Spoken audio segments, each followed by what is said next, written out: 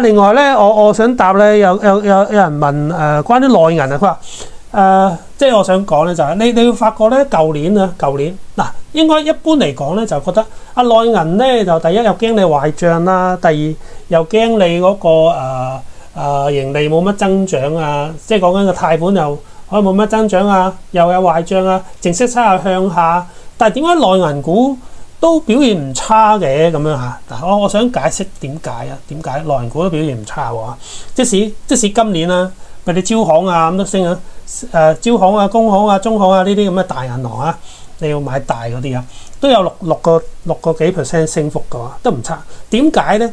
就係因為咧，第一即係好多時咧，我哋唔係睇呢間公司有冇缺點嘅嚇，即係你要見到呢間公司你要數嘅，咁梗係內銀大把缺點啦，係咪？有好多壞帳啊，啲不良率又升啊，淨息差又跌啊，咁盈利又即係收入又冇增長啊 ，PPOP 又下跌啦。嗱，你要數佢缺點咧，係你好容易數得出㗎。但係好多時我哋唔係淨係睇嗰間公司㗎，我哋要睇咁你有咩選擇啊？即係好多時我哋望你要做一樣嘢。啲人就話你做呢樣嘢唔好啊，因為咧咁有好多問題啊。咁但係咧，你要問自己就係，咁你有冇得揀先？你係應該係喺你有得選擇嘅當中，你揀一個最好，或者揀一個最冇咁差嘅，係咪？咁你內銀冇錯係有缺點，但係佢已經係比其他行業或者其他板塊缺點少㗎啦喎。可能點解咧？起碼佢估值低啊，係嘛？即係以前啊，即係講緊未升之前，可能3-4倍 PE 咋？佢派息率高喎，佢股息率係咪9厘10厘喎，係咪？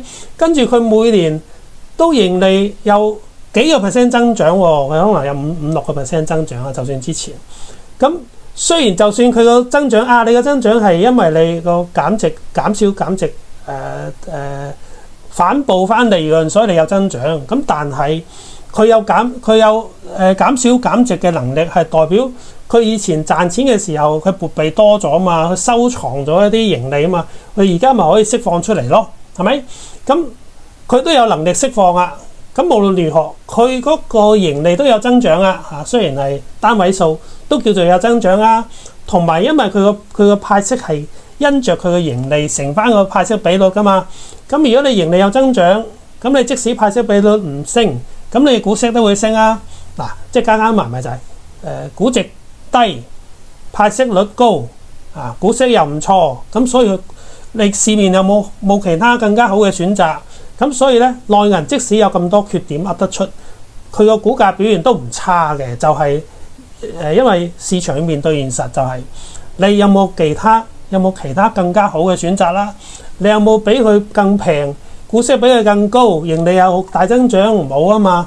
咁所以咧，冇得選擇之下咧，都有資金咧就揀咗內銀啦咁有觀眾問，係啊，啲保險公司冇得揀啊嘛，佢而家監管當局又要佢攞30%嘅新增保費出嚟投資，咁投資咩啊？